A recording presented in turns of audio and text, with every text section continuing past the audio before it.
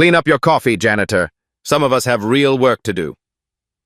Marcel Williams deliberately kicked over the cup Liza had set down while adjusting her cleaning cart on the sun-baked tarmac. His Italian leather shoe sent hot liquid splashing across her gray maintenance uniform as the prototype Aurora fighter jet gleamed behind them, its engines being prepped for the upcoming demonstration. The burn against her skin barely registered. The familiar sting of his disrespect cut deeper than any physical pain could. Liza knelt silently on the hot tarmac, absorbing both the scalding coffee and the dismissive glances from executives walking toward the hangar. The concrete runway of Aegis Aerospace's testing facility reflected the harsh morning sun that highlighted every drop she needed to clean. She kept her eyes down as she had for 8 years. "He shouldn't speak to you that way," whispered Taryn Chen, a young engineer who'd stopped to offer a handful of shop towels from her pocket. Dark circles under her eyes betrayed the pressure the technical team faced. "I've heard worse," Liza replied, her voice carrying an unexpected steadiness. "Shouldn't you be at the pre-flight briefing?" Taryn glanced nervously at the hangar where officials were gathering. "They don't really listen to junior engineers anyway, especially female ones." Through the open hangar doors, Marcel Williams commanded attention at the center of a group of military officials. At 55, the executive VP of operations carried his 6-foot frame with military rigidity. His Navy pilot background formed the cornerstone of his authority, mentioned in every company biography. Liza finished cleaning and stood, cart in hand. "Better hurry. Being late gives men like him ammunition." As Taryn rushed off, Liza paused when Marcel's voice carried across the tarmac. "The Aurora has failed 3 critical simulation tests. The Pentagon is threatening to pull our funding if we don't solve the stability issues by next week." His fist punctuated the air. "I've reviewed the flight dynamics myself. The problem is in the thrust vectoring algorithms." A younger engineer attempted to speak. "Sir, our calculations suggest—" "Your calculations are wrong," Marcel cut him off. "I've logged more flight hours than everyone here combined." Liza's eyes narrowed slightly. She wheeled her cart away as executives began moving toward the observation deck, faces tense. She moved through the facility with invisible efficiency, the way she'd perfected since joining Aegis as a maintenance worker 8 years ago. Most employees never noticed her presence. Fewer remembered her name. Later that night, when the testing facility had emptied, Liza moved through the engineering hangar with purpose. She stopped at a transparent display board filled with equations related to the Aurora's flight stabilization system. Her eyes scanned the calculations with unexpected expertise, eventually focusing on a specific variable sequence that addressed the transonic transition problem. She glanced at the security cameras. She knew their blind spots intimately after years of careful observation. With practiced precision, she picked up a digital stylus and made a small adjustment to an equation, then continued her cleaning rounds as the hangar lights cast long shadows across the dormant fighter jet. In her modest 1-bedroom apartment overlooking the distant airfield, Liza unlocked the door and set down her bag. The space was Spartan but meticulously organized. A bookshelf held technical manuals and aerospace engineering texts partially hidden behind fiction paperbacks. She moved to the kitchen, warmed a simple meal, and ate while reviewing the day's observations in a journal coded with a system only she understood. Her routine complete, she approached a door she rarely opened, the only space in her apartment that remained locked. Through the window, a military transport plane passed overhead, its engines a distant rumble. She hesitated, then turned away. Not tonight. The following morning, Aegis's flight test facility buzzed with unusual energy. Engineers rushed between the hangars and control rooms, their conversations hushed but urgent. "Someone modified the thrust vector calculations," Taryn said quietly as Liza emptied her trash bin near the simulator room. The simulation results improved by 23% overnight. "Maybe someone had a breakthrough," Liza suggested, keeping her expression neutral as a test pilot walked past. "Marcel's furious. Says it undermines his authority to have unauthorized changes." Taryn lowered her voice further. "But the modifications are brilliant. Whoever did it understands fighter jet physics at an expert level. The conversation halted as Marcel strode onto the floor, flanked by security personnel. His face was flushed with anger as the massive hangar doors closed behind him. "Attention, everyone," he announced, his voice echoing off the high ceiling. "Someone accessed restricted simulation parameters without authorization last night. This constitutes a serious security breach." His eyes swept the room where engineers stood beside their workstations. "Until we identify the culprit, all non-essential personnel will undergo additional screening." His gaze landed on Liza momentarily, then dismissed her as irrelevant as the Aurora prototype gleamed behind him. "Cleaning staff will now require escort on secure areas. We're implementing immediate badge tracking for all support personnel." That evening, as she prepared to leave, Dr. Victor Reeves approached her on the tarmac. The retired chief engineer still consulted occasionally, his 60-something frame slightly stooped after decades hunched over designs, wind from a departing helicopter ruffling his white hair. "Ms. Anderson," he said quietly as they stood in the shadow of the hangar. "I noticed you've been with Aegis quite some time." Liza nodded cautiously, clutching her maintenance cart. 8 years next month, Dr. Reeves." His expression revealed nothing, but his next words sent a chill through her as a fighter jet roared overhead. "Interesting.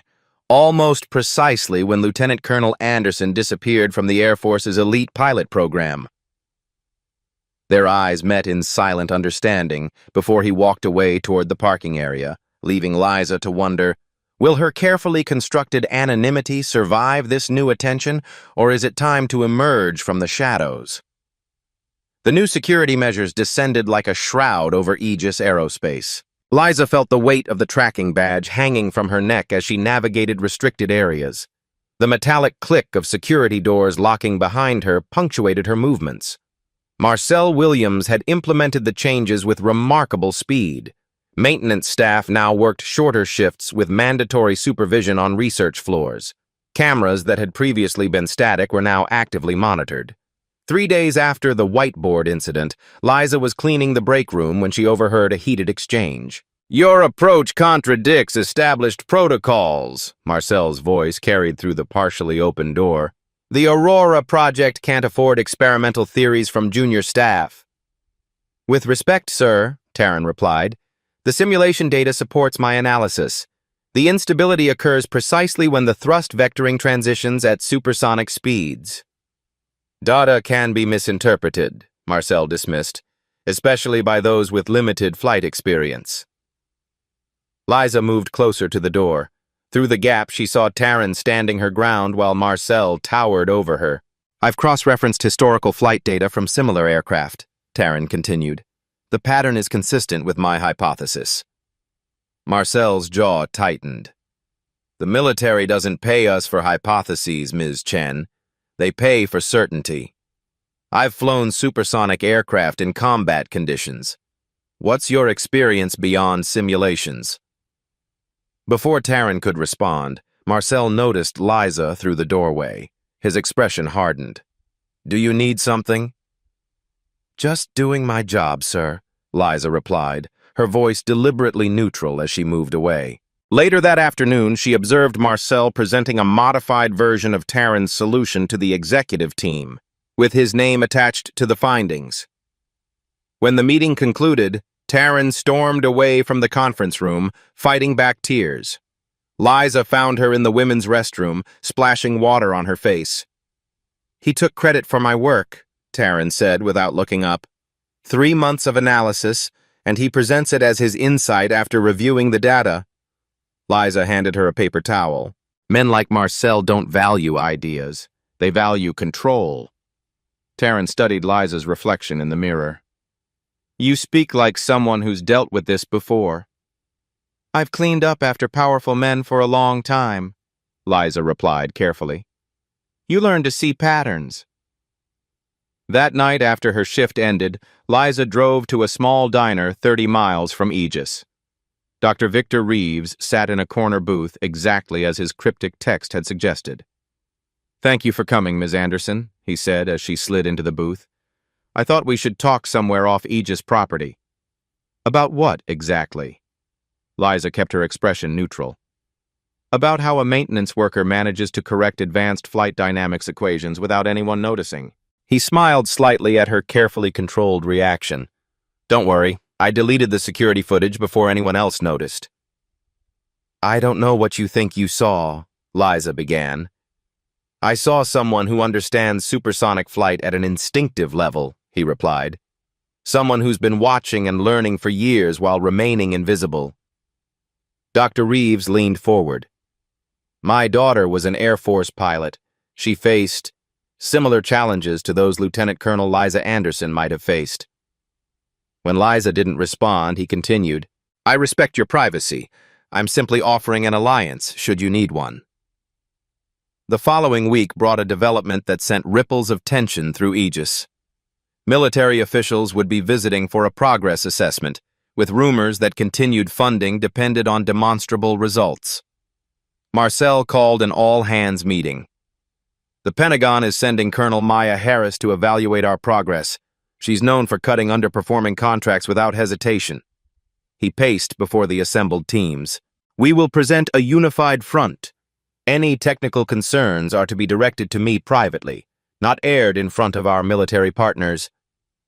His gaze found Taryn in the crowd. Anyone undermining our presentation to Colonel Harris will face immediate termination. Is that clear?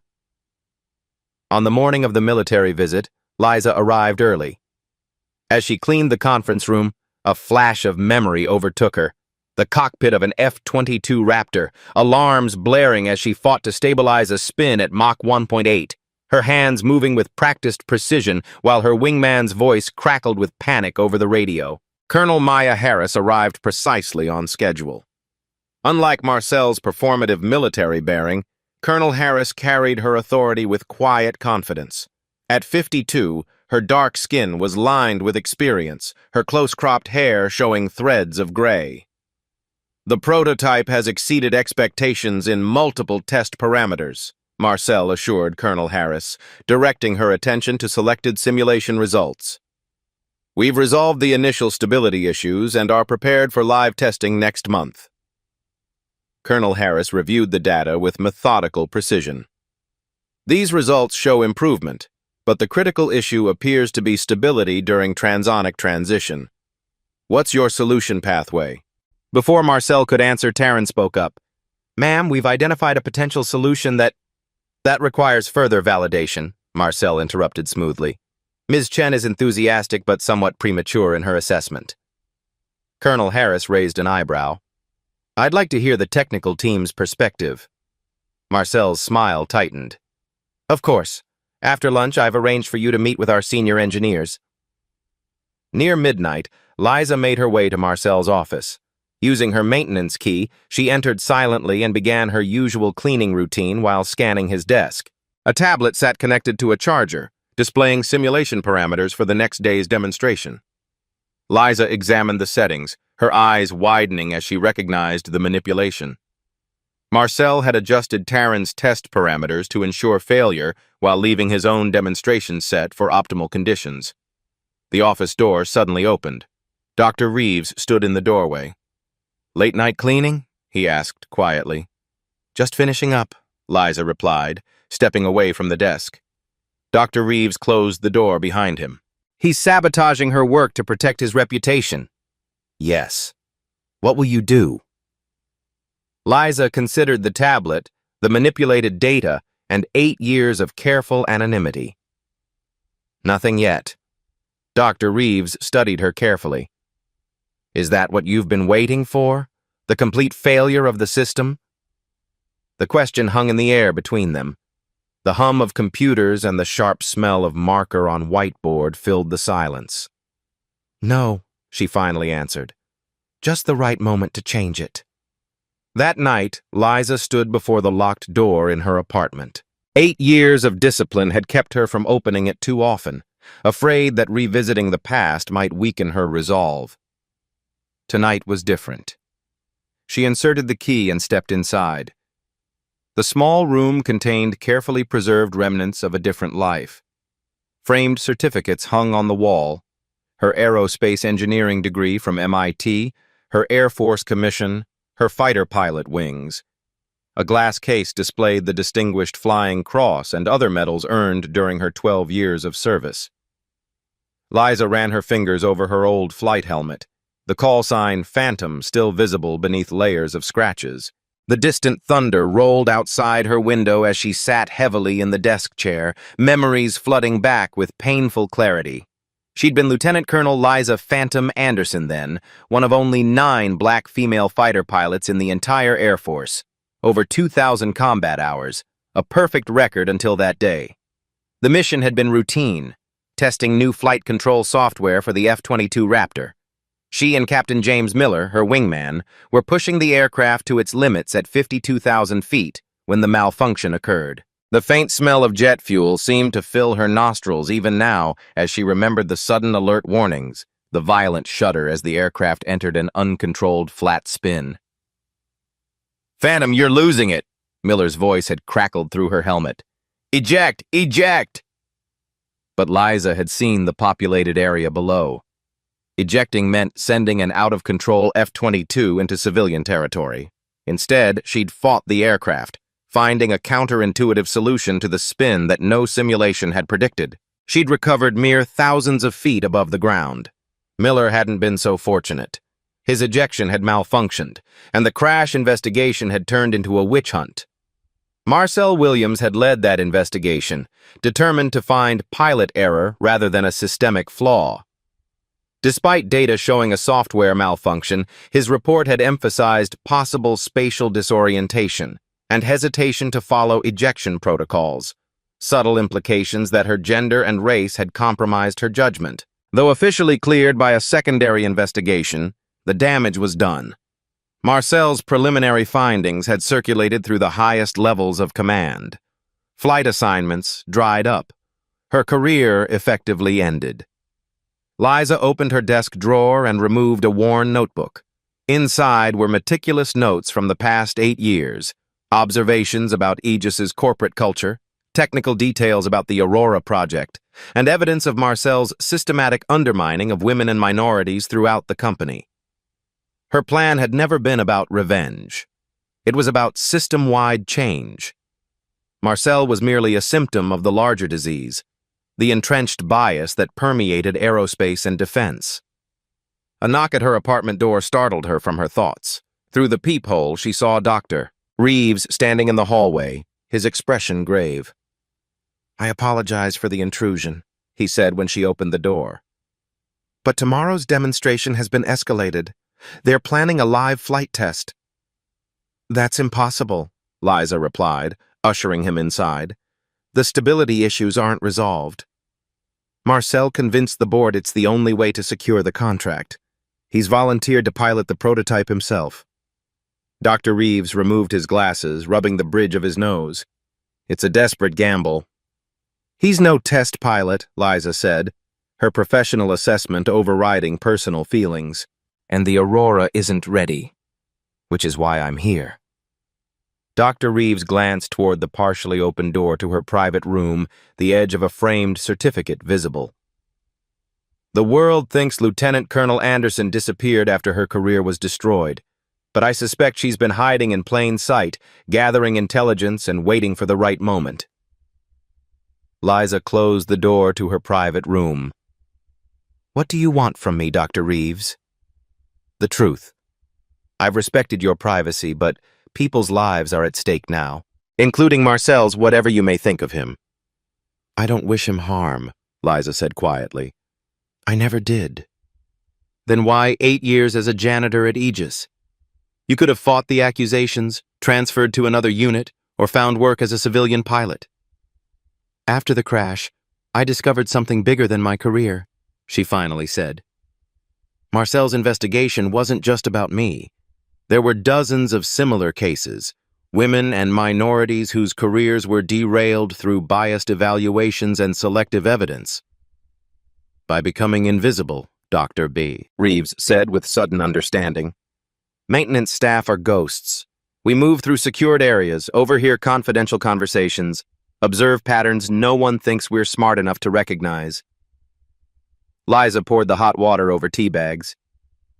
In 8 years, I've compiled evidence of systematic discrimination affecting hundreds of careers at Aegis alone. And Marcel Williams? Is just one node in a network. Removing him wouldn't change the culture. I needed comprehensive evidence and the right moment to force institutional change.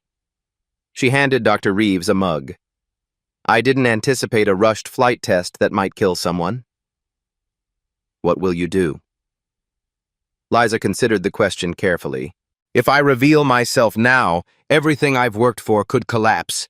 They'll dismiss me as a disgruntled ex-pilot with a vendetta. And if you don't, the Aurora might crash with Marcel inside it. Dr. Reeves sipped his tea. Would that serve justice? The question pierced through Liza's carefully constructed rationalizations. Had she been waiting for catastrophic failure to prove her point? My daughter left the Air Force after similar treatment, Dr. Reeves said softly. She never flew again. Don't let your wings stay clipped because of men like Marcel. Morning arrived with a sense of foreboding. Aegis headquarters buzzed with unusual activity as Liza arrived for her shift. Security had been heightened, with additional military personnel stationed throughout the building. The test flight had clearly been elevated to a major demonstration. Liza moved through her morning routine with practiced invisibility, gathering intelligence as she cleaned. Engineers huddled in tense conversations, their voices hushed but urgent. The entire project teetered on the edge of disaster or triumph. They've scheduled the demonstration for 2 p.m., she overheard one senior engineer telling another. Marcel insisted on bypassing the standard simulation verification. He's staking everything on this flight, came the worried response. If it fails, we all lose our jobs, the first engineer finished grimly. By mid-morning, Liza had positioned herself to clean the main conference room where final preparations were underway. Colonel Harris had returned with additional military officials, their expressions guarded as Marcel presented the day's agenda. Gentlemen, today you'll witness the future of aerial combat, Marcel announced, his confidence seemingly unshakable. The Aurora's breakthrough thrust vectoring system enables maneuverability that will revolutionize our tactical advantage. Colonel Harris remained skeptical. Mr. Williams, yesterday's simulations showed unresolved stability issues during transonic transition. Has this been addressed overnight? Absolutely, Marcel lied smoothly. Our team worked through the night implementing solutions. The Aurora is fully flight-ready.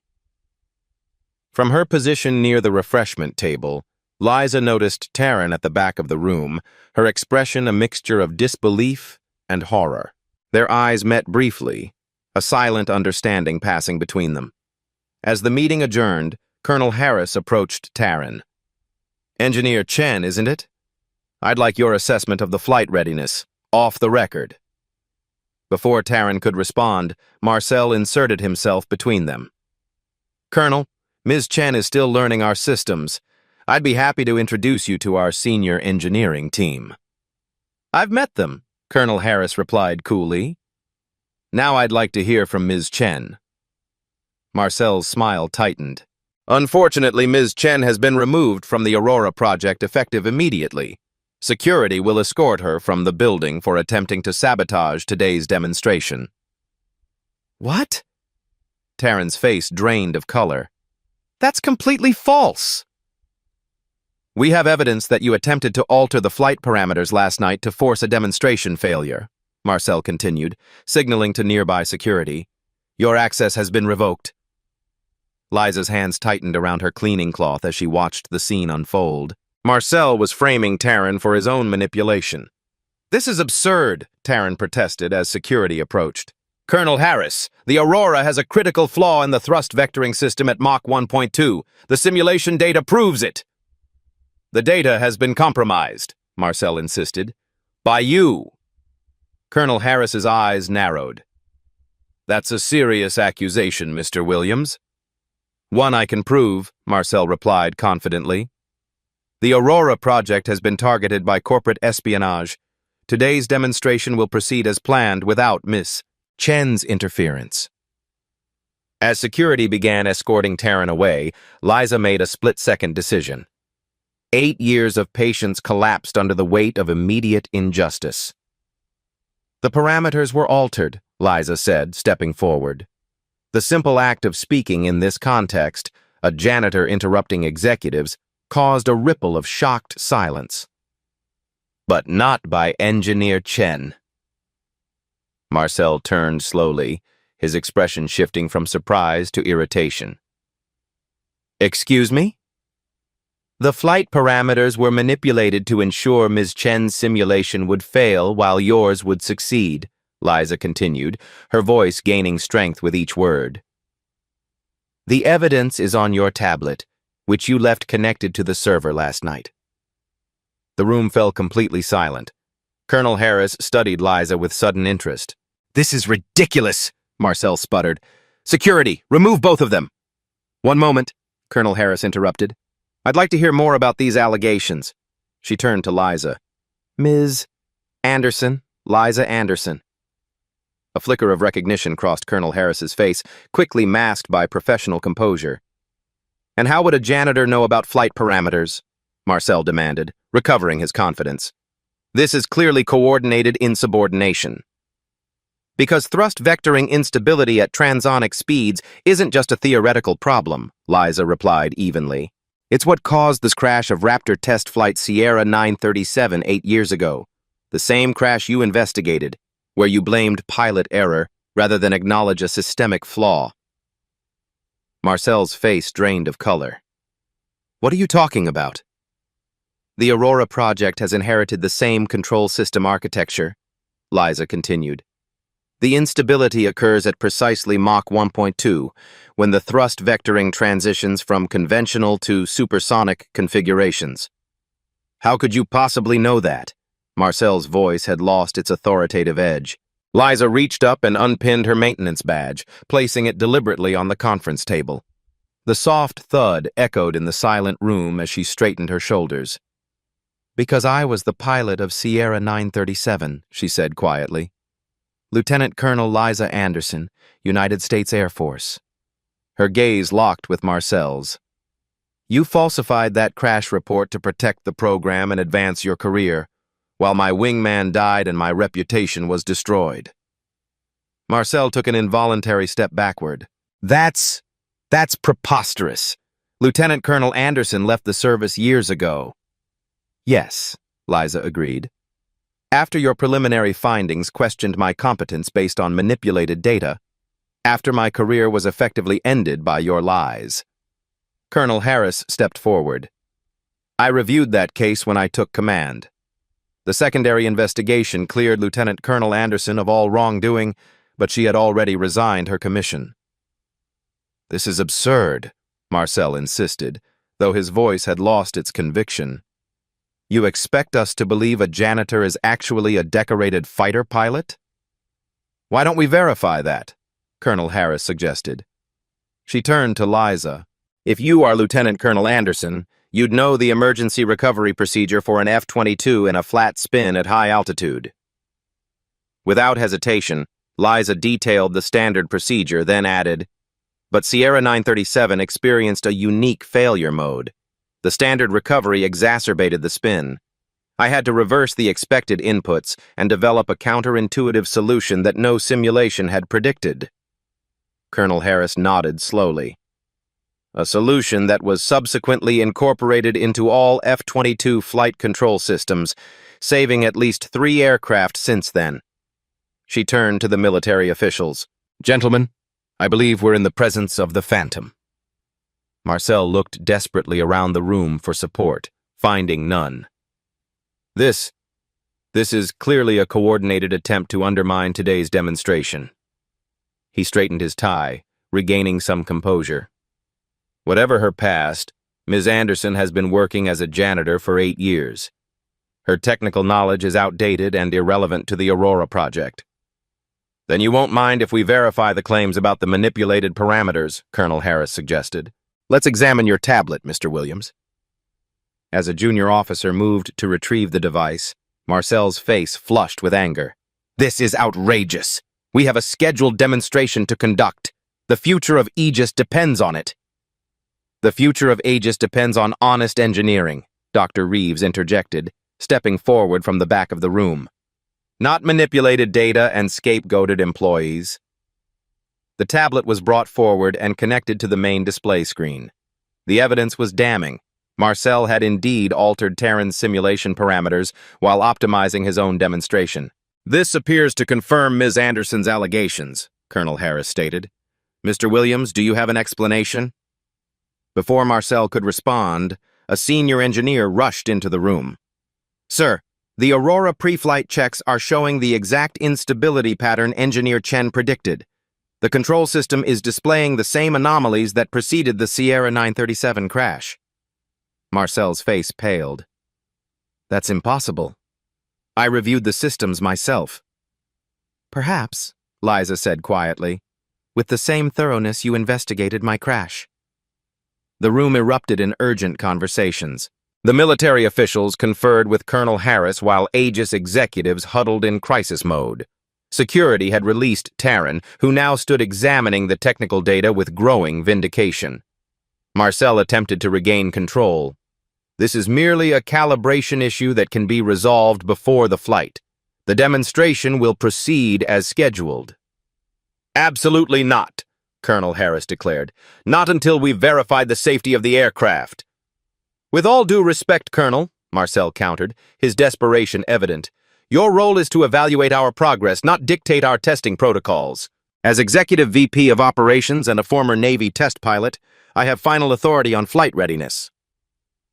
"A test pilot who hasn't flown in over a decade," Liza pointed out, "and who misunderstood the fundamental flight dynamics of the F-22, which directly influenced the Aurora's design." Marcel turned on her, mask slipping to reveal raw fury.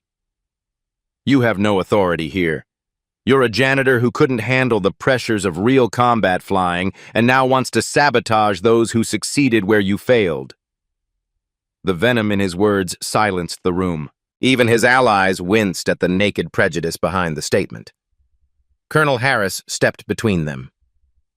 "That's enough, Mr. Williams. Lieutenant Colonel Anderson has one of the most distinguished combat records in recent Air Force history. 3 distinguished flying crosses, 2 tours leading combat missions over hostile territory, the highest instructor rating possible."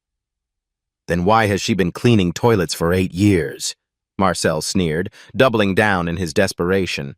Liza met his gaze steadily. "Because men like you made it impossible for women like me to serve honorably, so I found another way to fight." "By becoming a janitor?" The incredulity in Marcel's voice was matched by the contempt in his expression. "By understanding the system from the ground up," Liza replied calmly. "By gathering evidence of how bias and prejudice corrupt even the most technical decisions. By documenting every instance where women and minorities were undermined, just as you tried to do with Engineer Chen today." The executives shifted uncomfortably as her words landed. Many had witnessed such incidents, but remained silent. "This is slander," Marcel insisted, "and irrelevant to today's demonstration. We have a contract to secure." He turned to the Aegis CEO. "James, we can't let baseless accusations derail years of work." The CEO looked uncertain, caught between Marcel's insistence and the mounting evidence against him. Colonel Harris broke the impasse. "I propose a simple solution. If the Aurora is truly flight-ready, it should perform equally well in simulation regardless of who tests it." "What are you suggesting?" the CEO asked. "A side-by-side simulation test," Colonel Harris explained. "Mr. Williams and Lieutenant Colonel Anderson will each fly the same simulation with the same parameters. If Mr. Williams is correct about the aircraft's readiness, both should succeed." "That's preposterous," Marcel objected. "She hasn't been in a cockpit for 8 years. "Are you concerned she might outperform you despite that disadvantage?" Colonel Harris asked mildly. The trap was set, and Marcel walked directly into it. "Of course not. I'll prove once and for all that the Aurora is ready and that these accusations are groundless." The simulation lab was quickly prepared. 2 identical setups were configured with the actual flight parameters of the Aurora prototype. Engineers verified that both systems were running identical conditions, with the military officials serving as independent observers. As Liza sat at the simulator, her hands hovered momentarily over the controls. 8 years since she'd touched a flight stick, yet her body remembered. She closed her eyes briefly, centering herself. The simulation will test recovery from instability at Mach 1.2, the lead engineer announced. Beginning in 3, 2, 1, both simulators activated simultaneously. Marcel attacked the controls with aggressive confidence, his movements textbook but rigid. Liza's approach was more measured, almost intuitive, her hands moving with fluid precision. The simulated aircraft accelerated through the sound barrier. At Mach 1.2, both experienced the predicted instability, a violent oscillation that quickly deteriorated into an uncontrolled spin. Marcel fought the controls conventionally, attempting to power through the instability with brute force corrections. The simulator's warning alarms blared as his aircraft entered an irrecoverable flat spin, ultimately displaying the crash screen. Liza, however, employed a counterintuitive approach, momentarily worsening the oscillation before applying precisely timed countercontrols that gradually damped the instability. Her aircraft stabilized, transitioning smoothly through the critical phase. The room watched in silence as the contrasting results displayed on the main screen, Marcel's simulation ending in catastrophic failure while Liza's aircraft continued its flight path normally. "The simulation confirms Engineer Chen's analysis," the lead engineer announced. "The Aurora has a critical instability at transonic speeds that the current control system cannot handle." "Except when flown by Lieutenant Colonel Anderson," Colonel Harris noted, using a technique she developed during the Sierra 937 incident, the very technique that was dismissed in Mr. Williams's crash investigation. Marcel stared at the crash screen, his carefully constructed reality crumbling around him. "This proves nothing. A simulation isn't a real flight." "No," Liza agreed, standing from the simulator. "But it demonstrates that the Aurora is unsafe with its current configuration, and that the same flaw I identified 8 years ago was ignored because of who identified it, not because of the data itself." "So what happens now?" the CEO asked, looking between Marcel and the military delegation. Colonel Harris turned to Liza. "The question is, Lieutenant Colonel, are you willing to fly again? Not just in simulation, but in reality?" The room fell silent as all eyes turned to Liza. After 8 years of invisibility, she now stood at the center of attention, facing a decision that would determine not just the fate of the Aurora project, but her own future as well. The flight hangar of Aegis Aerospace stretched before Liza, cavernous and cold. The sleek form of the Aurora prototype dominated the space, its experimental contours both familiar and alien to her pilot's eye. Maintenance crews performed final checks, their movements precise and urgent under the watchful gaze of both company executives and military officials. Liza stood apart, holding a flight suit Colonel Harris had arranged to be brought from the nearby Air Force base. The material felt strange in her hands, both foreign and intimately familiar, like greeting an old friend who had become a stranger. "You don't have to do this," Taryn said, approaching cautiously. "You've already exposed the truth."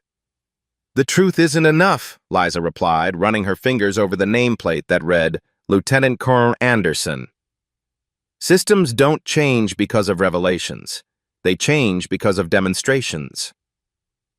Across the hangar, Marcel argued vehemently with the CEO and board members who had been hastily assembled. His gestures grew increasingly desperate as his authority visibly diminished with each passing minute. Dr. Reeves joined Liza and Taryn, his expression concerned. "The engineering team has implemented your suggested modifications to the flight control system, but they've had only hours to test them. The aircraft remains experimental." "I'm aware of the risks," Liza said. "After 8 years away from the cockpit," Dr. Reeves began. "My hands remember," Liza assured him, flexing her fingers unconsciously. "Some things the body doesn't forget." Colonel Harris approached, her military bearing impeccable, but her expression showing a hint of professional concern. The modifications match the solution you implemented during the Sierra 937 incident. The simulation results are promising, but this will be the first live test. Understood, Colonel. For the record, Colonel Harris said quietly, I reviewed your case when I took command of the testing division. The secondary investigation clearly showed that your actions saved lives that day. Your resignation was a loss to the Air Force. Before Liza could respond, Marcel broke free from the executives and stormed toward them, security personnel trailing uncertainly behind. This is absolute insanity, he declared loudly enough for everyone to hear. You cannot allow an unvetted civilian to fly a multi-billion-dollar prototype.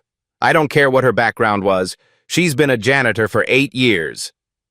A janitor who just outperformed you in simulation, Colonel Harris noted coolly. Simulations aren't reality, Marcel insisted. This is a desperate publicity stunt by a failed pilot looking for redemption. Liza met his gaze calmly. This isn't about redemption, Marcel. It's about correction of the aircraft's design flaws and of the record you falsified. You crashed an F-22. I saved an F-22 from a catastrophic systems failure, Liza corrected. The same failure your report buried to protect the program's reputation and your career.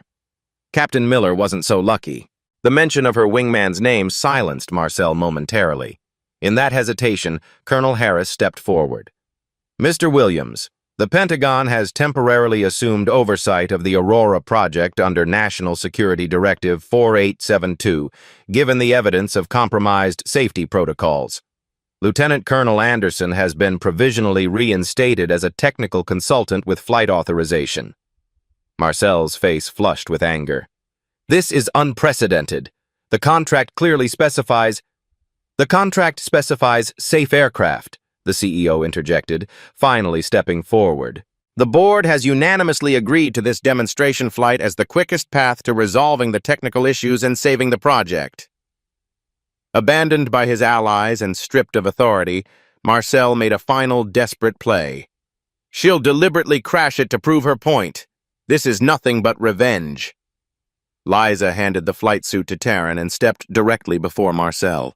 The hangar fell silent as the maintenance worker who had invisibly moved among them for years confronted the man who had ended her military career.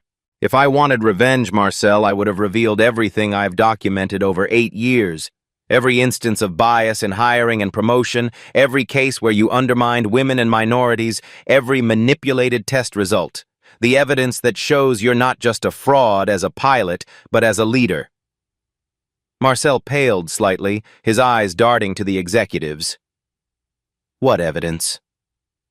8 years of maintenance logs coded with observations, security footage, recorded conversations, testimony from dozens of employees who trusted the quiet janitor with stories they'd never tell HR. Liza's voice remained measured, almost gentle. I could have destroyed you any time, but this was never about you. Then what was it about? Marcel asked, genuinely confused.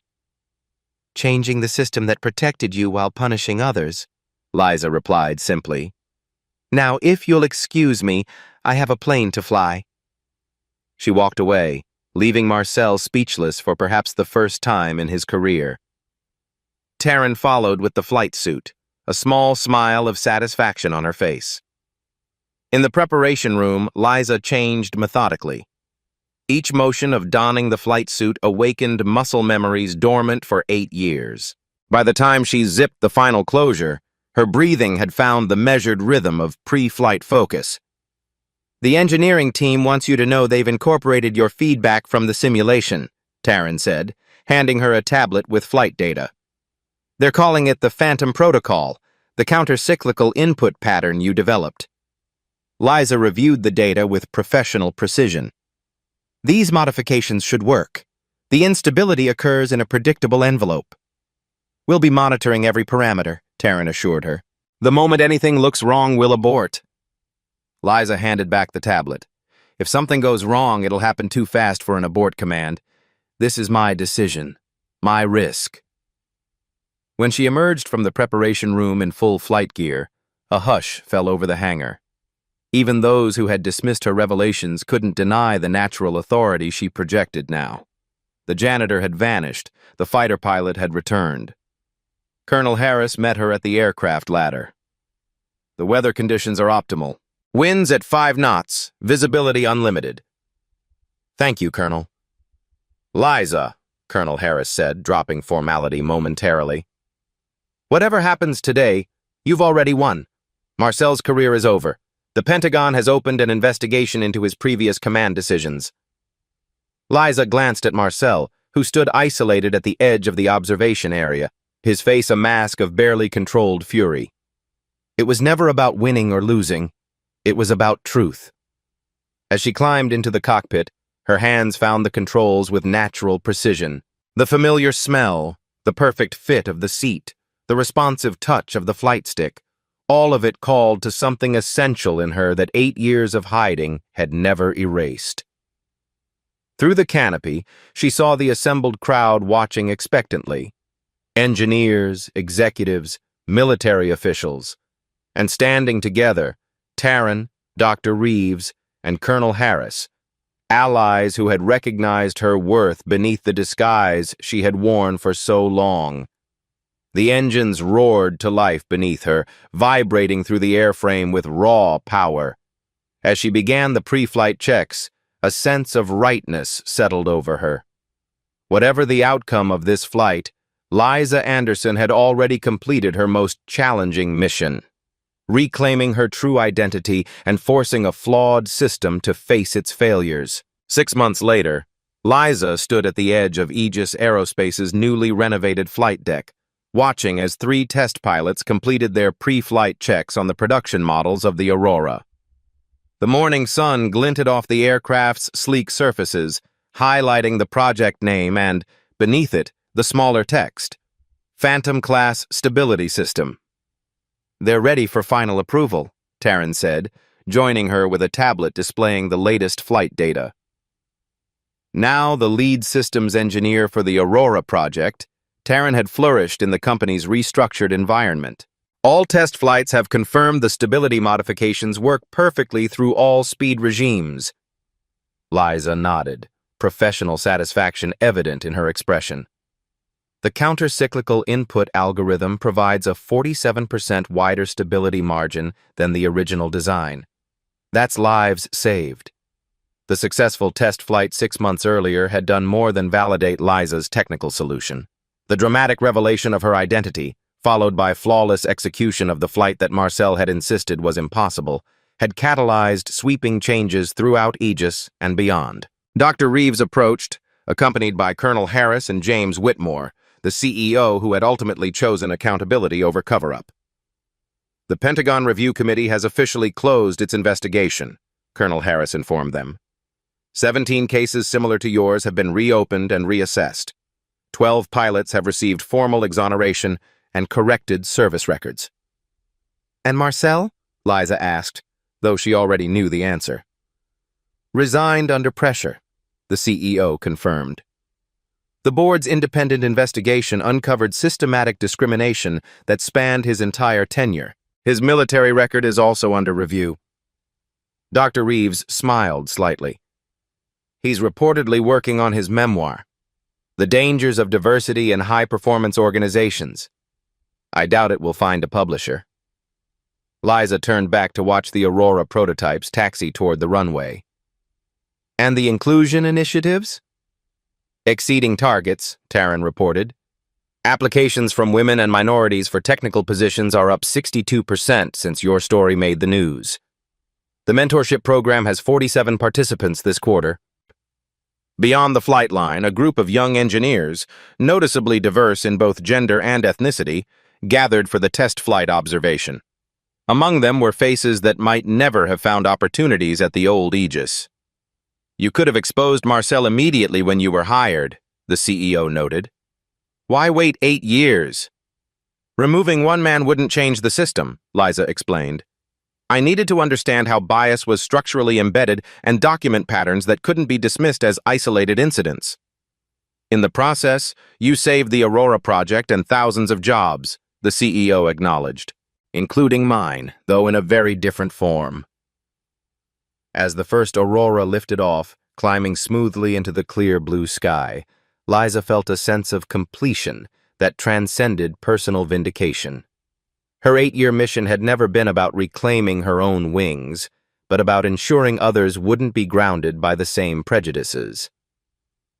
"True power isn't hiding your light," she said quietly, watching the aircraft execute a perfect transonic transition. "It's illuminating the path for others." If you enjoyed this powerful story of justice and transformation, don't miss out on more compelling content like this. Hit that subscribe button right now to join the Beat Stories community. Each week, we bring you authentic, thought-provoking narratives that explore real issues with the respect and depth they deserve. Click the notification bell to be first to know when we post new content. Your support helps us continue creating these important stories that need to be told. Like, comment, and share this video to spread this message of dignity and change. Remember, Beat Stories isn't just about entertainment. It's about making a difference, one story at a time. Behind every headline is a human story. At Beat Stories, we go deeper, where emotion meets evidence and drama reveals the system. If this story made you pause, reflect, or feel something, don't forget to subscribe. There's more to come.